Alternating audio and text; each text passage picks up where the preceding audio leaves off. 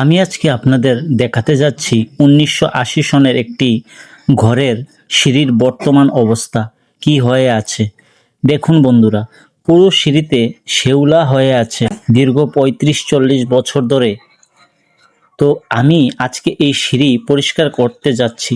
জানি না একদিনে পারবো কিনা, তবে আমি চেষ্টা করব যেন আজকেই কমপ্লিট করতে পারি। আমি তাও জানি অনেক পরিশ্রম হতে যাচ্ছে আজকে, আমার শরীরের অনেক ঘাম ঝরবে। তাও আমি যখন একবার ভেবে নিয়েছি পরিষ্কার করব, তো করবই, যাই হয়ে যাক।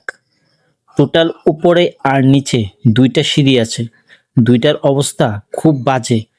পুরো ক্লিন করব এবং শেষে আপনাদের ফাইনাল লুকটা দেখাবো। আপনারা সম্পূর্ণ ভিডিওটা দেখেন কতটুক পরিশ্রম হয় আমার এই সিঁড়িগুলা পরিষ্কার করতে। আমি প্রথমেই ভুল করে ফেলেছি। প্রথমে আমার দরকার ছিল উপরের সিঁড়ি থেকে স্টার্ট করা, কিন্তু আমি নিচের সিঁড়ি থেকে স্টার্ট করে ফেলেছি। যাই হোক, আমি বাজার থেকে দুইটা কাটা ব্রাশ এনেছি সম্পূর্ণ সিঁড়ি সাফ করতে। দেখি দুইটা ব্রাশ কমপ্লিট হয় কি না। আশা করি দুইটা ব্রাশে আমি সম্পূর্ণ সিঁড়ি সাফ করতে পারবো। সাফ করতে করতে আমার শরীরের অর্ধেক নোনা জল বেরিয়ে যাচ্ছে। তারপর আমি একটি ডাবও খেয়ে নিলাম, কারণ শরীরের সব এনার্জি মনে হচ্ছিল শেষ হয়ে যাচ্ছে।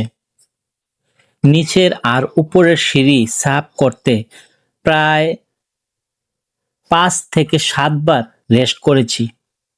হাতে প্রচণ্ড ব্যথা হয়ে গেছে, তাও আমি থামিনি, কারণ আজকে এটা শেষ করে স্নান করব।